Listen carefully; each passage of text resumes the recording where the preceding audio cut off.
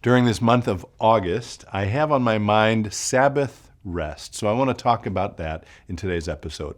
Stay tuned.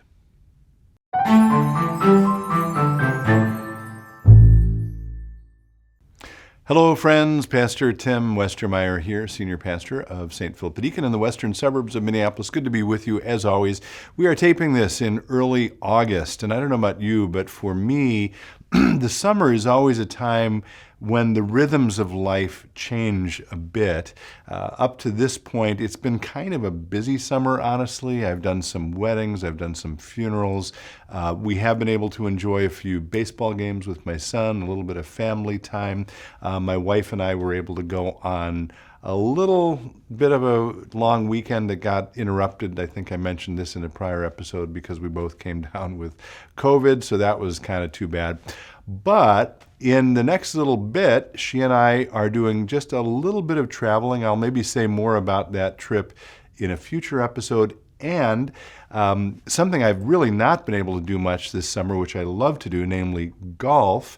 I'm hoping I'll have a little more time as we move into the fall. I've just scheduled a few rounds in August and into September. And yes, even in Minnesota, we can play sometimes all the way through October or November.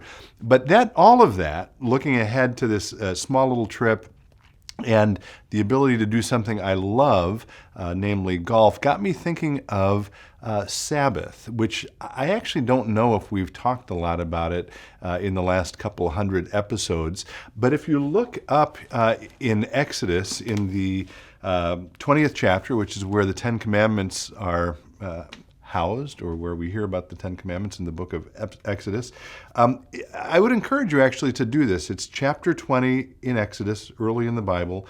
The third commandment is the commandment about the Sabbath day, and compared certainly to the commandments that follow it, it's actually quite long. If you just look at it on the page, it's verses 8 through 11.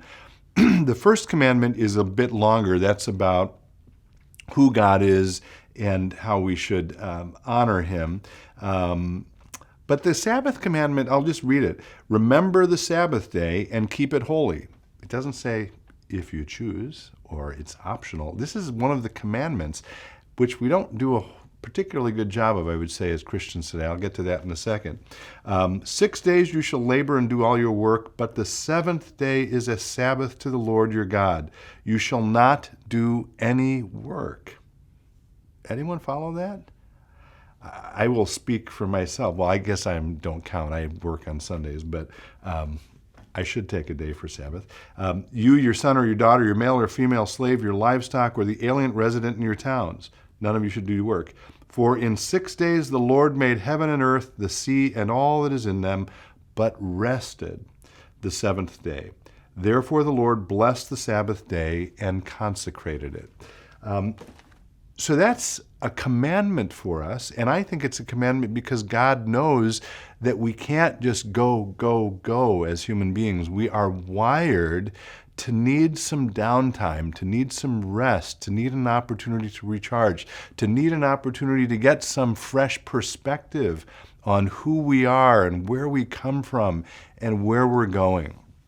So I want to encourage you today to hear that commandment to take a day of Sabbath, not as a sort of a legalistic duty, but as something that frees you to take some time for yourself, to be the person God made you to be.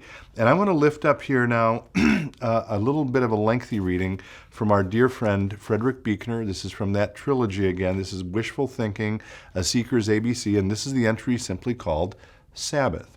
And I'm going to read 3 short paragraphs. I'll comment just a little bit about them. He said, and this was written, when was this published? If I can find it quickly. All the way back in the late 60s. I guess the whole book was published in 1973 for the first time. But he says, among other things, on the Sabbath, banks and post offices are closed and most businesses shut down. That's maybe not always true today. Otherwise, he says, life goes on much as always. The shopping malls are usually just as crowded as on any other day.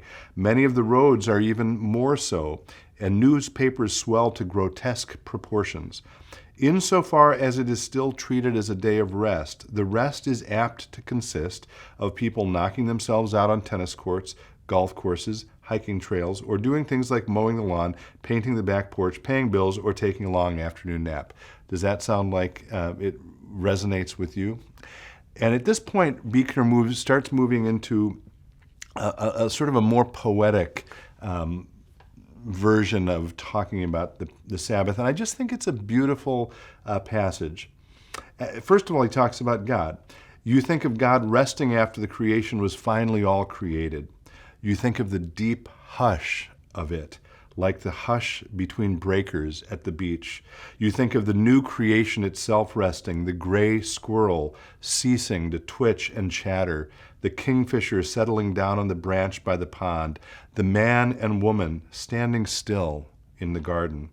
You think of God blessing this one day of the 7 and hallowing it, making it holy. And he continues that thought then by and I would invite us to view this as a bit of a prayer, right? Again, we all, myself included, I'm preaching to myself here, we all need time to slow down, to rest, to be still. So maybe consider these words a bit of a prayer for all of us to do that a little bit better. The room is quiet. You're not feeling tired enough to sleep or energetic enough to go out. For the moment, there is nowhere else you'd rather go, no one else you'd rather be. You feel at home in your body. You feel at peace in your mind. For no particular reason, you let the palms of your hands come together and close your eyes. Sometimes it is only when you happen to taste a crumb of it that you dimly realize what it is that you're so hungry for, you can hardly bear it. Friends, all of us are hungry for Sabbath rest. And I pray in the next few days or weeks or months, you can find some time for precisely that. Thanks for being with me. Be well, stay in touch, and God bless.